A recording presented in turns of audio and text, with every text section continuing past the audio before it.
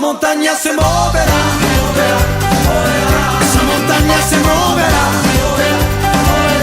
la montaña se moverá, esa montaña se moverá, esa montaña se moverá, esa montaña se moverá, esa montaña se moverá, esa montaña se moverá.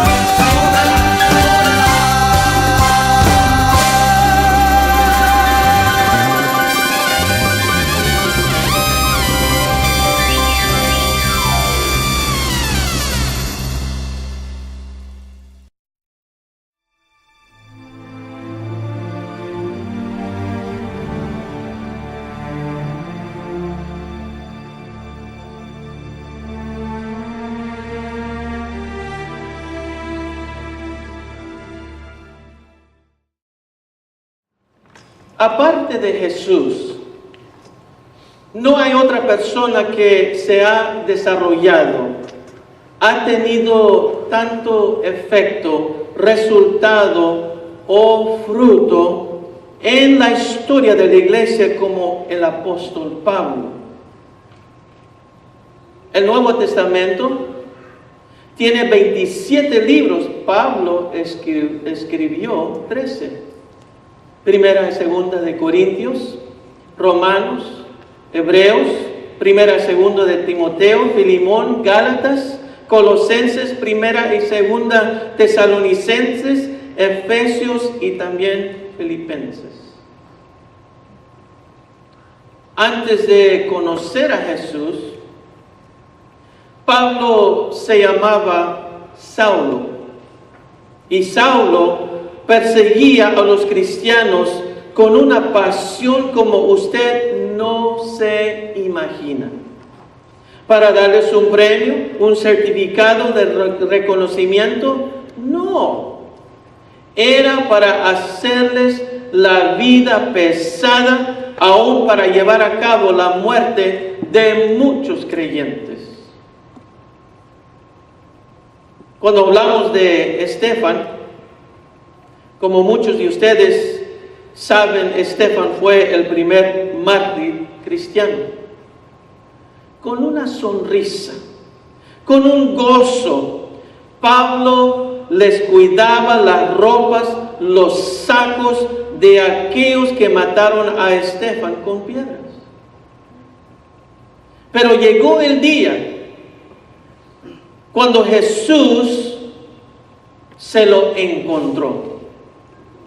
Y de ese punto en su vida, Pablo nunca dejó de proclamar las buenas nuevas del Evangelio. Nunca perdió su vista de aquel que lo conquistó. Jesús le cambió el corazón a Pablo totalmente. Y ahora Pablo nos llega a decir que él es un esclavo de Jesucristo. Romanos 1:1, para empezar el libro de Romanos, Pablo nos dice, Pablo, siervo de Jesucristo, llamado a ser apóstol, apartado para el Evangelio de Dios. ¿Sabe que en el griego hay 3 palabras que se usan para un siervo? Igual como la palabra amor en el griego, eros, fileo, agape, cada una tiene su significado, su sentido, su intención. La palabra siervo, mis hermanos, en este verso viene de la palabra doulos. Doulos en el griego. Esta palabra lleva el significado, el sentido de ser un esclavo. El esclavo puede ser voluntariamente o contra la voluntad de la persona. La Escritura dice, Pablo, siervo, doulos, voluntariamente o contra su voluntad, es un siervo de Jesucristo, diciéndonos que él, Pablo, ha puesto la voluntad de Jesucristo primero en su vida. Se ha dado por completo al servicio de Jesucristo para extender, para expandir, para avanzar la causa de Jesucristo por todo el mundo. Como un resumen pequeño de Pablo, se puede decir lo siguiente acerca de la vida del apóstol Pablo. Antes se llamaba Saulo, pero el Señor le cambió el nombre a Pablo. Y podemos leer que Dios usó la vida de Pablo grandemente. Dios usó la historia personal de Pablo también. Usó su vida antes de ser un creyente, usó su entrenamiento, su educación, su ciudadanía, usó su inteligencia, su capacidad. Dios, mis hermanos, usó la debilidad humana de él. Toda la vida de Pablo se usó para la honra y la gloria de Cristo Jesús. Los libros de estudio dicen que Pablo era un hombre pequeño de altura y que también estaba poco gordito. Los comentarios bíblicos dicen que muchas veces Pablo no mostraba en su carácter lo que nosotros le llamamos tener paciencia. No tenía o no usaba el arte de la diplomacia. Si Pablo te quería decir algo, te lo decía cara a cara. Pablo también andaba poco chueco por los golpes que le habían dado. Pero, mis hermanos, este hombre tenía una confianza, un carácter que ya no se ve en estos días. Pablo tenía una relación inmovible con el Rey de Reyes, el Señor de Señores. Con este mensaje, el apóstol Pablo nos hace tres preguntas con la escritura que leímos. Primera pregunta, verso 31. ¿Qué pues diremos a esto? Si Dios es por nosotros, ¿quién contra nosotros? Palabras grandiosas, valientes, admirables. Pero sabe que hay unos cuantos que leen esta frase diferente. Como que le quieren poner el énfasis en si Dios quiere. Si Dios quiere ser por nosotros. En otras palabras, si hacemos las cosas bien, si le servimos a Dios bien, entonces si Dios quiere. No, mis hermanos, no. Unos viven toda su vida con el énfasis inseguro o con duda, aún incorrecto.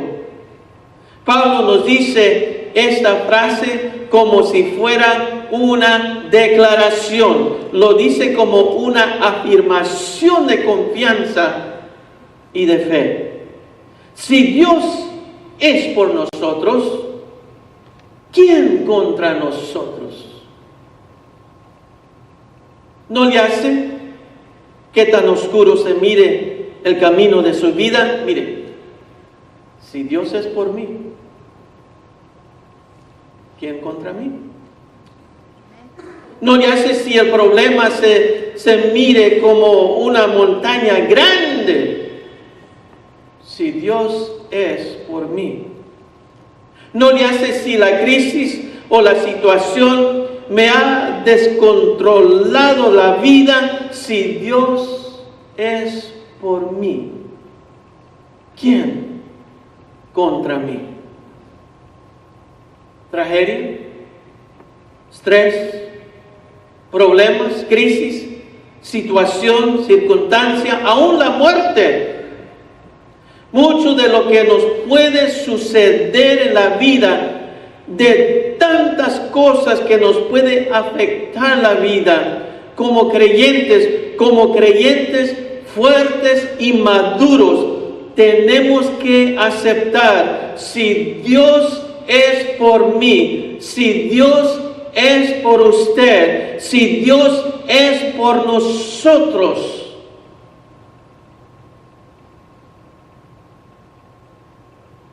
¿Me están poniendo atención? Este lado, ¿me están poniendo atención? Este lado, ¿me están poniendo atención? Dígale a su vecino: Dios es por usted. Dígale: Dios es por usted.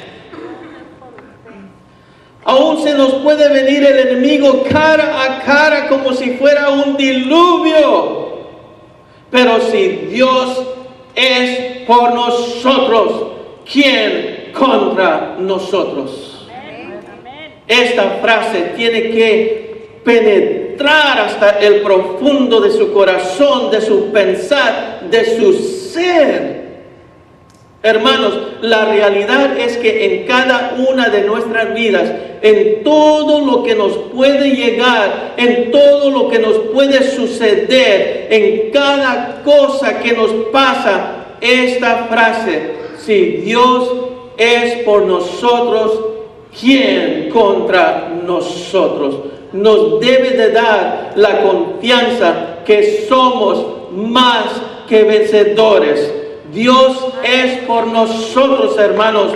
¿Por qué no le da un aplauso al Señor?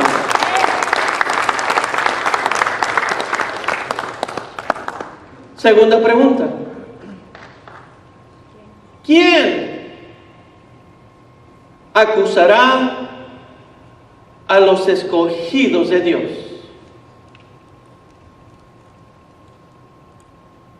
La primera pregunta que nos podemos hacer para desarrollar esta pregunta es esta: ¿eres un escogido de Dios? ¿Sí o no? ¿Has recibido a Cristo Jesús en su corazón?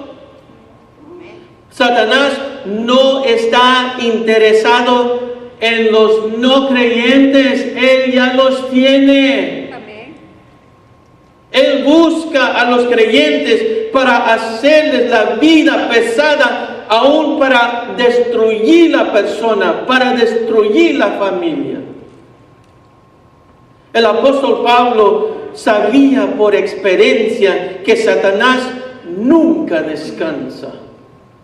Siempre anda acusando a los creyentes. Le voy a decir un secreto aquí y no quiero que le vaya a decir a nadie más. No le ponga atención al enemigo. Él es un enemigo destruido. ¿Quién acusará a los escogidos de Dios? Me puedo imaginar que Satanás llega con Dios y le comienza a decir a Dios: Dios, quiero que mires la vida de Alfredo. ¿Dónde está Alfredo? Ahí está. Quiero que mires la vida de Luis. ¿Dónde está Luis? Quiero que mires la vida del pastor.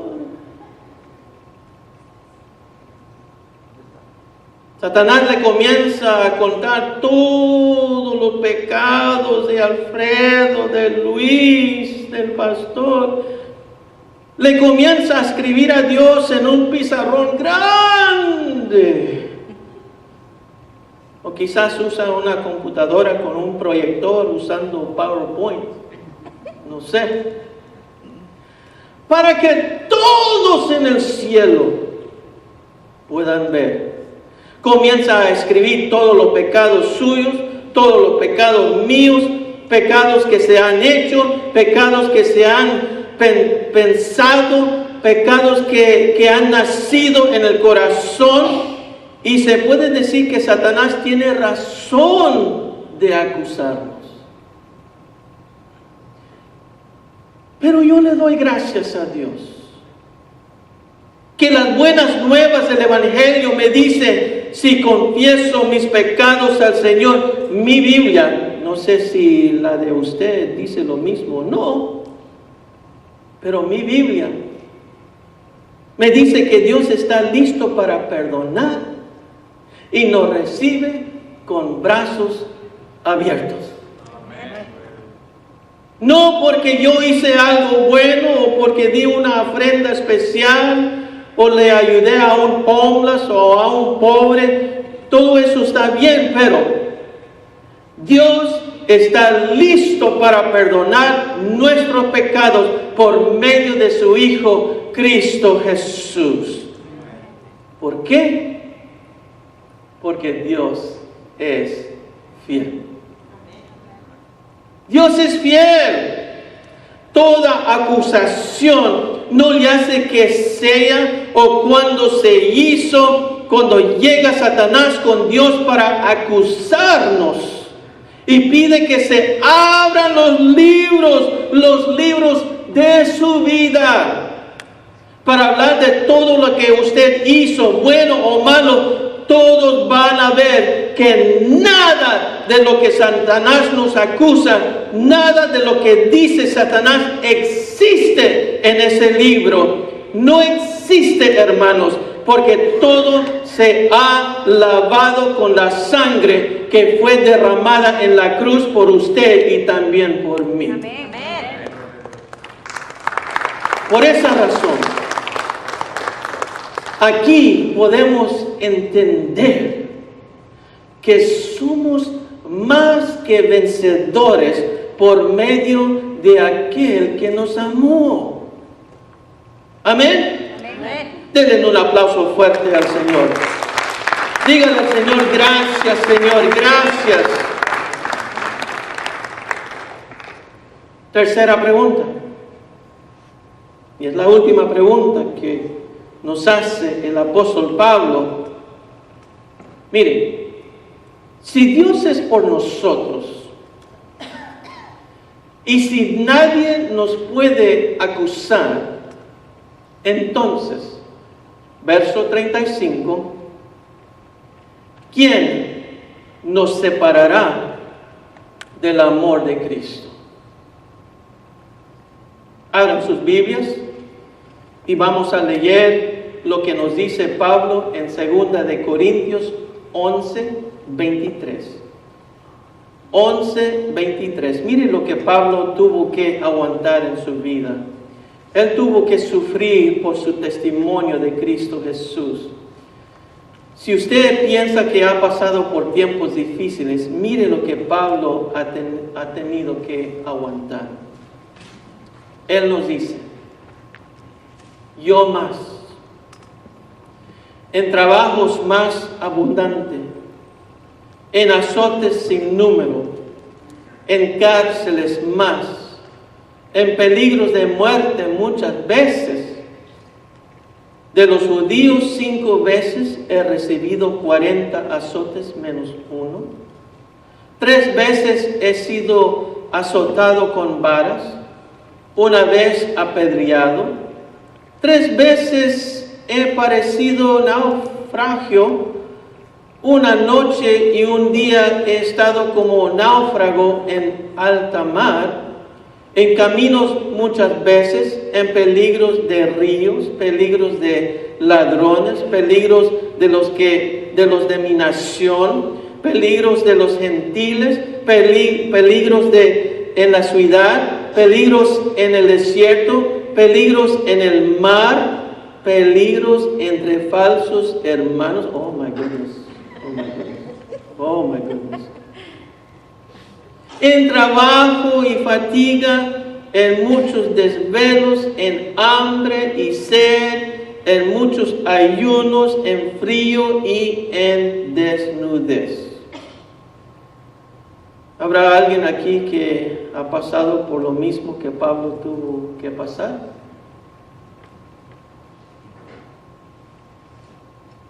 No. En estos días nos duele los dedos por estar texteando en el teléfono tanto. Nos da calambres.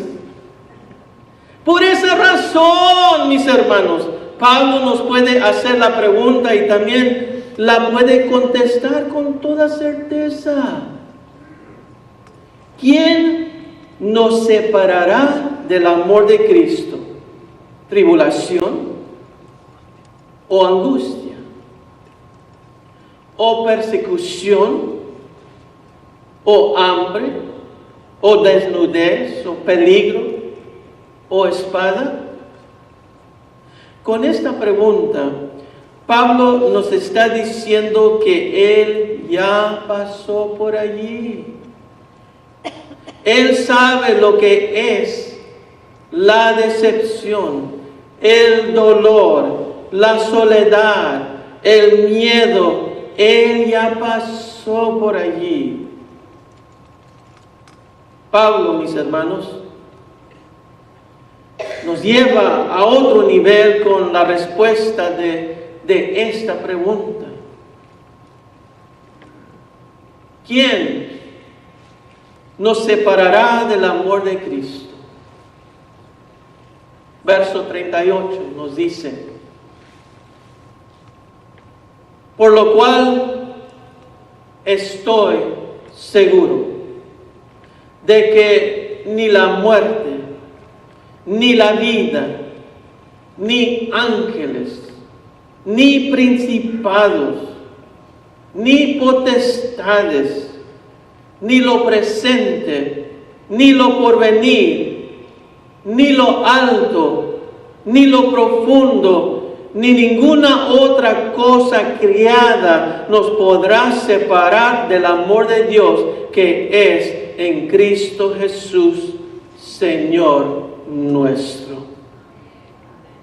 Pablo estaba tan seguro, tan convencido de que nada, absolutamente nada, nos puede separar del amor de Dios. Amén. Denle un aplauso fuerte al Señor.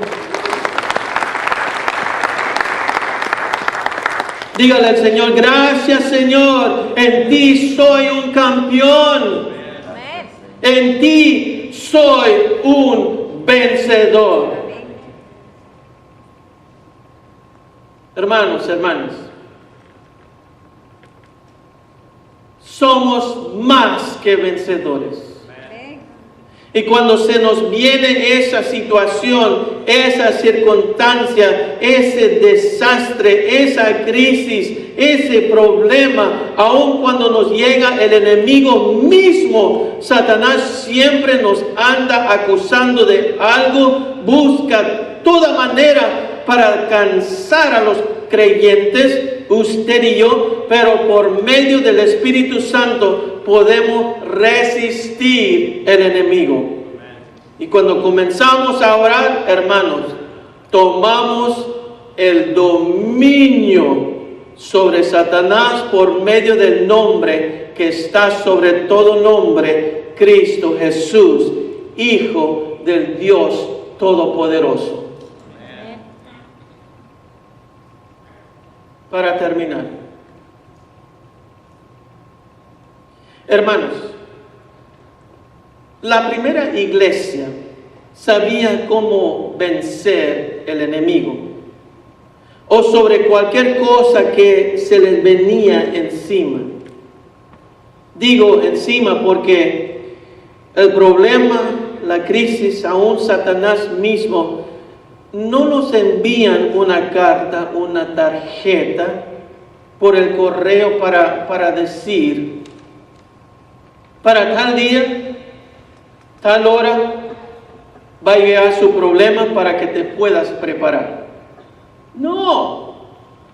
Satanás trató de destruir la primera iglesia y hasta el día de hoy todavía sigue tratando de destruir la iglesia.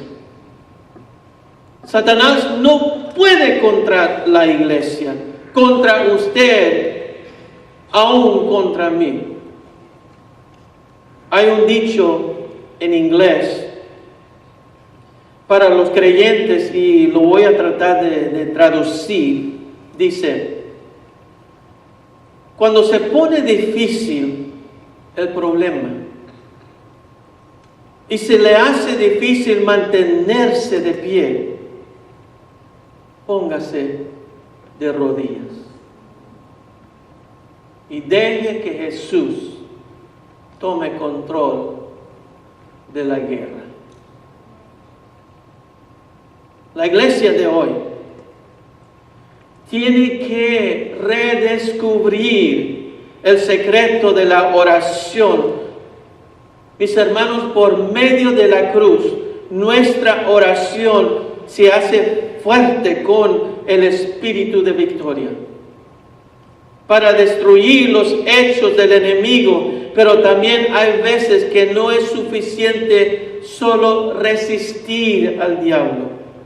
Hay veces, van a haber tiempos donde tenemos que entrar al campo del diablo porque se ha llevado a los hijos, se ha llevado su dinero, se ha llevado su paz, se ha llevado su salud. Mis hermanos, sean valientes. ¿Por qué? Porque somos más que vencedores por medio de aquel que nos amó.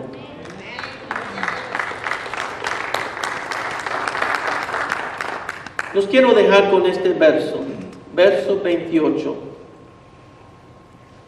Nos dice, y sabemos que a los que aman a Dios, todas las cosas les ayudan a bien. Esto es, a los que conforme a su propósito son llamados. Todas las cosas se incluyen, mis hermanos, tinieblas o luz.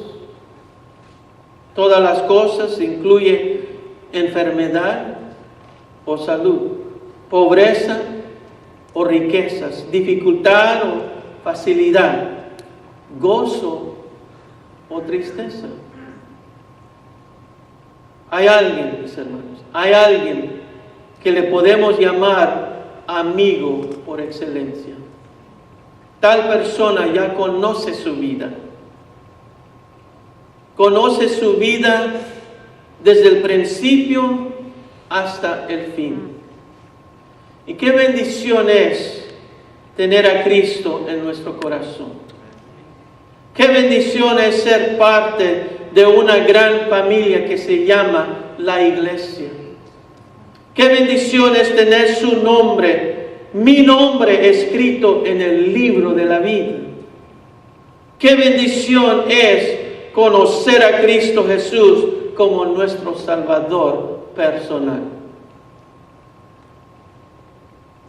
Todo, mis hermanos, todo lo que les he dicho en esta mañana gira sobre esta pregunta que le voy a hacer. ¿Conoce usted a Cristo Jesús? ¿Habrá alguien aquí que conoce a Cristo Jesús como su Salvador personal? ¿Habrá alguien? Amén. ¡Voz alta! Aplaudiendo a Cristo Jesús, nuestro Salvador.